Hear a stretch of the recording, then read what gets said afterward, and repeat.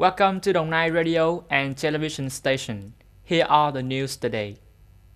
A series of banks continued to reduce deposit interest rates from 0.1 to 0.4 percentage points, focusing on terms from 6 months to less than 12 months, in which the group of 4 state-owned commercial banks, including Vietinbank, Vietcombank, BIDV, and Agribank, had a decrease of 0.1 to 0.2 percentage points.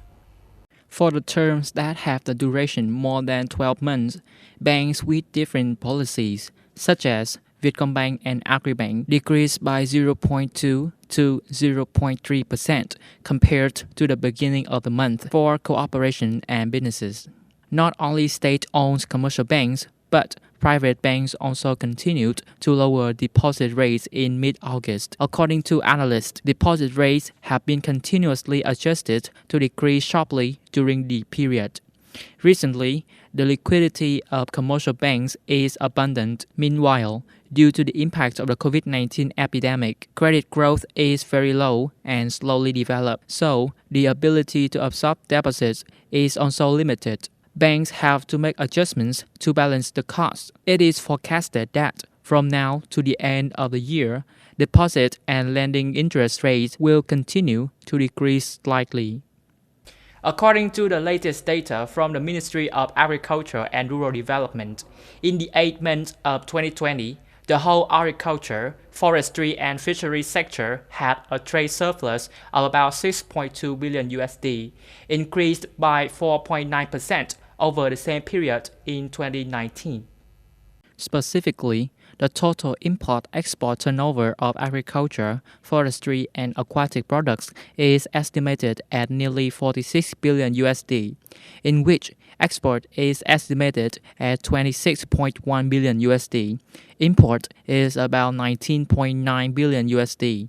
In the last months of the year, the Ministry of Agriculture and Rural Development determined to continue monitoring price fluctuations, supply and demand situation of some essential agriculture products, monitor developments of epidemics, compare with scenarios on food supply to promptly advise the government. The Ministry of Agriculture and Rural Development affirmed that if there are no major changes, the annual export value of agriculture, forestry, and fishery can reach the target of over 40 billion USD. Đồng Nai Children's Hospital has just successfully performed an endoscopy to remove a toothbrush in the stomach of a 13-year-old girl.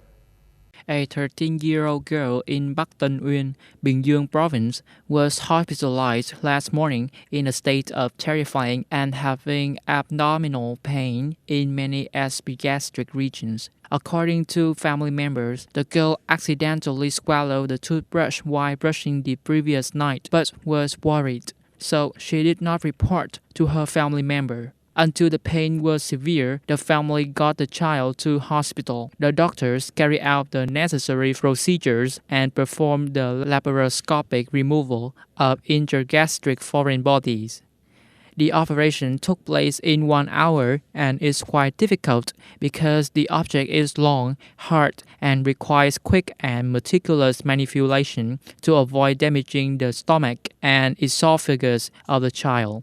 After the surgery, the patient's condition is stable. Doctors recommend cases like these need to be detected early to treat so as not to affect the child's health seriously. The U.S. Centers for Disease Control and Prevention, CDC, recently recommended that people who have been exposed to COVID-19 and have no symptoms may not need to undergo the testing.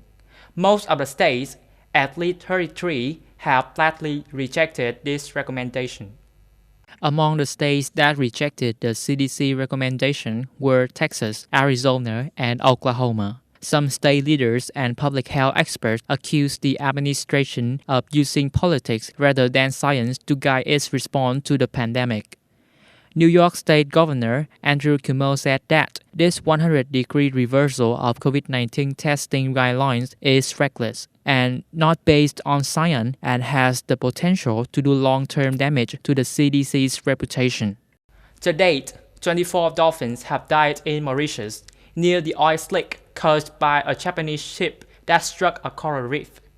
A Mauritius government official said 7 dead dolphins were found on the beach. 17 cases were washed up near an oil spill. The dead dolphins have some wounds and blood around their jaw, no oil stains, said Javins Sok Abdu, Mauritius Ministry of Fisheries. About 10 survived, but appeared to be very tired and unable to swim. The spill came from the Japanese-owned MV Wakashio, which ran aground on July 25th and began to spill oil about a week later. The full impact of the spill is still unfolding, but scientists have warned a major ecological disaster, which could impact Mauritius and its tourism-dependent economy for decades. Mauritius Marine Conservation Society on Wednesday said 15 kilometers of coastline had been affected by the spill. That is the end of the news today. Thank you for tuning in.